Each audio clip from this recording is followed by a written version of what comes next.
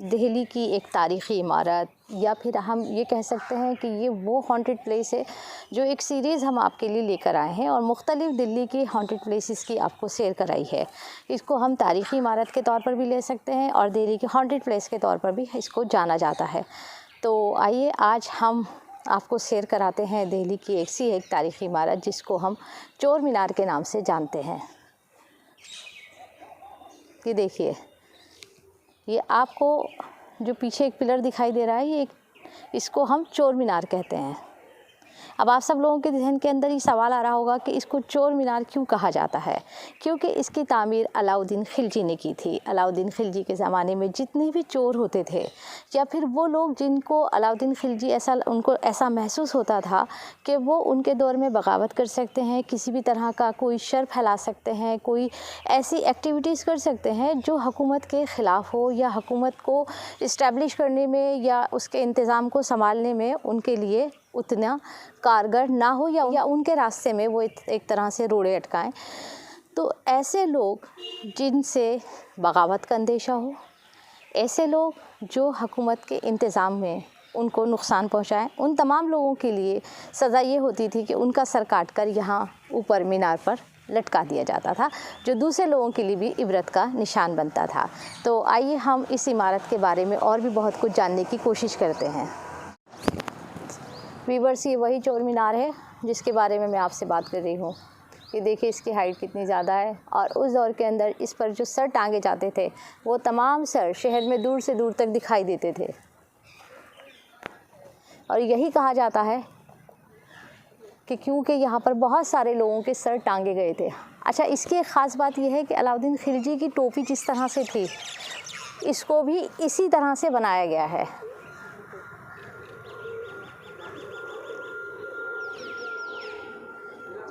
इसके नीचे ये छोटे छोटे दर हैं, इसको हम चारों तरफ से देखते हैं कि किस तरह से बना हुआ है ये, और ये मेरे ख़्याल से ऊपर जाने का रास्ता होगा।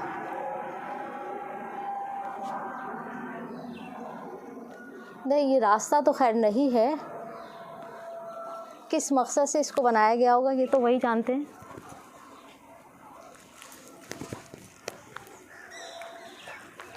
ये देखिए आप, बीच में एक ये जाल लगा हुआ है, ये उसी ज़माने का है।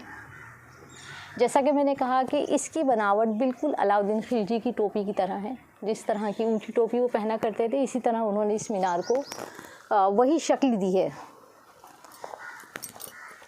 और उन तमाम बगावत करने वालों के लिए, मुल्क की इंतज़ामिया में कोई भी शर फैलाने वालों के लिए, और वो लोग जो किसी भी तरह के एडमिनिस्ट्रेशन में जो प्रॉब्लम्स क्रिएट करते थे, उन तमाम लोगों का सर काट कर यहाँ टांग दिया जाता था।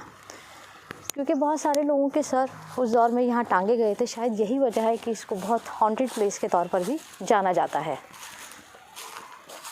और कुछ लोगों का मानना ये है कि उनको यहाँ आसपास बहुत सारे लोगों की चीखें भी सुनाई देती हैं, अजीबोगरीब पैरानॉर्मल एक्टिविटीज़ उनको यहाँ सुनाई और दिखाई देती हैं।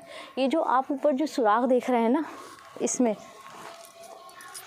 यानी इसका कंसेप्ट यही था कि अलाउद्दीन खिलजी की जो इज़्ज़त है, जो उनका मर्तबा है, जो उनका रोब है, जाहो जलाल है, उसमें जो भी सेंध लगाने की कोशिश करता है, यानी जो भी उसको किसी भी तरह भेदने या उस इज़्ज़त को तार तार करने की कोशिश करता है, इसी तरह उसके सर काट कर इन सुराखों के अंदर लगा दिए जाते थे।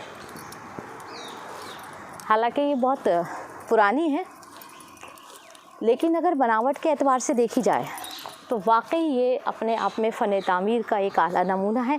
और उस दौर के तमाम चोरों को और तमाम लोगों को जो यहाँ जो उनके दौरे हुकूमत में, उन तमाम लोगों को जो उनके दौरे हुकूमत में किसी भी तरह की ऐसी एक्टिविटीज़ करते थे, उन सबको सबक सिखाने के लिए, और उनका जो अंजाम होता था, जो इबरतनाक अंजाम होता था, उस अंजाम को पूरे शहर को दिखाने के लिए उनके जब सर काट के यहाँ लगा दिए जाते होंगे, तो वाकई कितना वहशतनाक मंज़र होता होगा।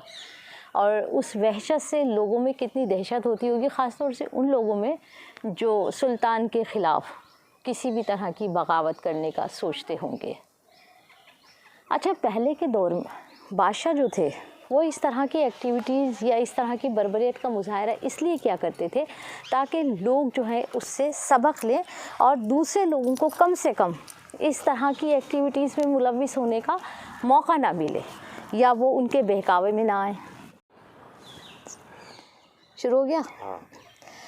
वीवर्स, इन तमाम तर तारीख़ी इमारतों की सैर कराने का मेरा मकसद यही होता है कि ना सिर्फ आपको तारीख़ के बारे में जानकारी दूं, बल्कि इसके साथ साथ मेरा मकसद ये भी होता है कि यहाँ से जुड़ी हुई जितनी भी दास्तानें हैं, चाहे वो हॉन्टेड हों, प्यार मोहब्बत की हों, ज़िंदगी की हों, हालात से जुड़ी हुई हों, जो भी हों, उन तमाम दास्तानों को मैं आप तक लेकर आऊँ। वीवर्स, आपको हमारे ब्लॉग कैसे लगते हैं इसके बारे में हमें आप अपने कीमती राय से ज़रूर नवाजें, क्योंकि आपके कमेंट्स हमारी बहुत हौसला अफजाई करते हैं। मिलते हैं फिर किसी न किसी हिस्टोरिकल या हॉन्टेड ब्लॉग के साथ, तब तक के लिए खुदा हाफिज़।